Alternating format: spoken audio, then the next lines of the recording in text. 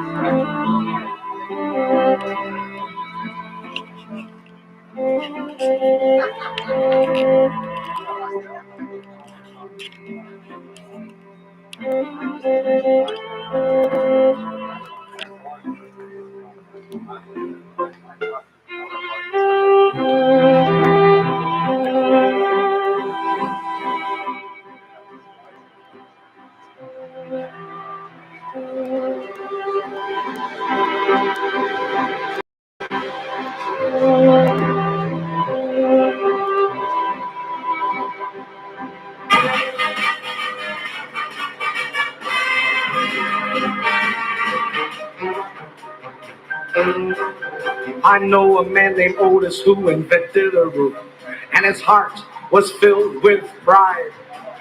I said to Mr. Otis, what does your room do? He said it goes from side to side. So I said, Mr. Otis, if you take my advice, you'll be the richest man in town. You gotta take that room that goes from side to side and make it go up and down. And that was good advice. Good advice. Good advice costs nothing and it's worth the price. I sincerely doubt that the world could do without my good advice.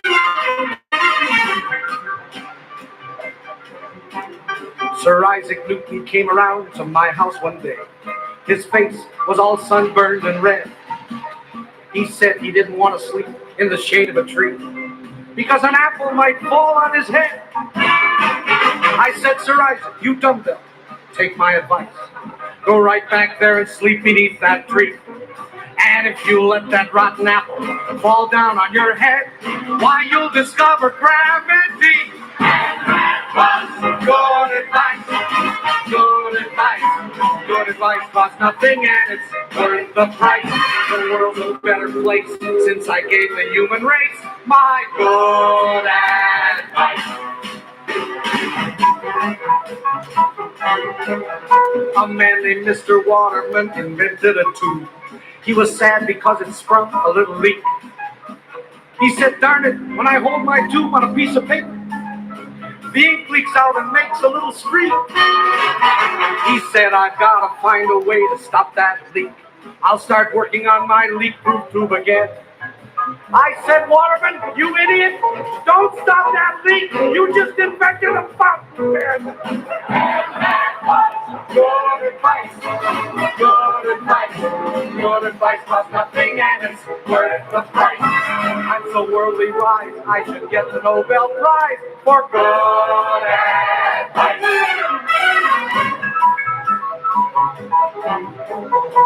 Good old Henry Ford, he was a hard-working man. He worked all night and all day. I said, Henry, what you doing? And Henry, he said, I'm inventing the Chevrolet. He said, I've already built 25 models, one for each letter from A to Z. I said, Henry, you fool, there are 26 letters in the alphabet. He said, good heavens, I forgot the last Z. Good advice. Good advice. Good advice, but nothing and it's worth the price. It's a little less than me, and it's absolutely free. My good advice.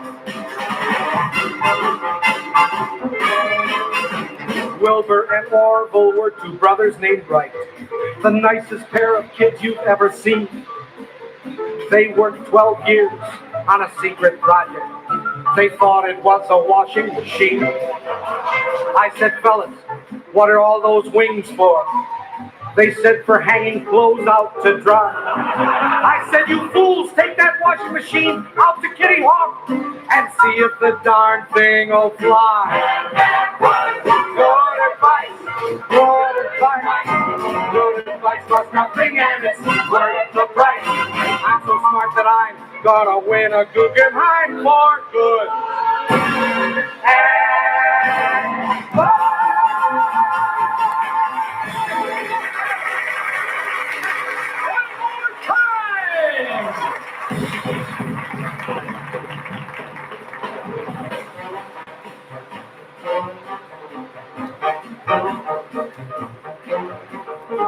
Benjamin Franklin was a charming old man. He was always flying his kite. One night I said, Benji, why ain't you out with your kite? He said, because it's raining tonight. I said, Benji, sweetie, you go right back out there and to your kite string, tie a key. This may shock you, Benji, my boy, but that's electricity. Good advice, good advice, good advice costs nothing and it's worth the price. I'll remodel you if you'll only listen to my good advice.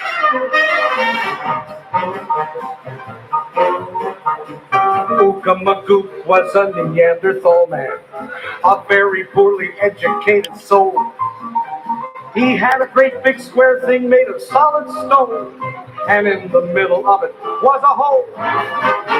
One day he had to go from his cave in Natchez to his uncle's cave in Mobile.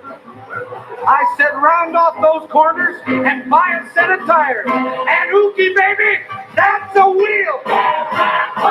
Good advice. Good advice. Good advice costs nothing and it's worth the price. Harvard offered me a Phi Beta Kappa key for good advice.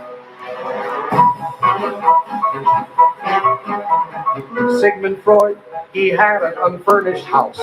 He was a very nosy fellow, so it seems. No chairs, so he made all his friends stand around all day and tell him all their secrets and their dreams. Well, they stood there talking till they got fallen arches. They yelled, "My feet are killing me." Ouch! I said, "Sigmund, don't you realize you've got a gold mine here? Go out and buy yourself a leather couch." And that was good advice. Good advice. Good advice was nothing and it's worth the price. Every word you're told will be 18 karat gold. That's good advice.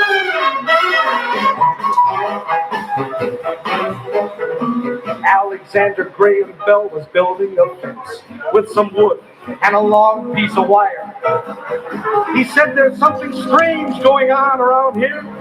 I keep hearing the voice of Uncle Meyer." I said, "Mr. Graham Cracker," that was my little joke, "with that wire you got the world in your power.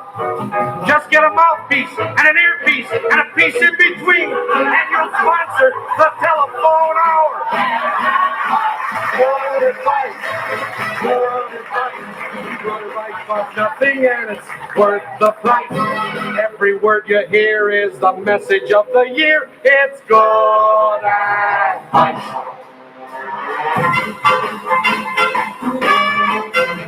Christopher Columbus was seaman second class when I told him that the Indies could be found by sailing to the west instead of sailing to the east. I advised him that I thought the world was round. I really thought so. And then I sent him down to ask good Queen Isabel to pawn her jewels for all they're worth.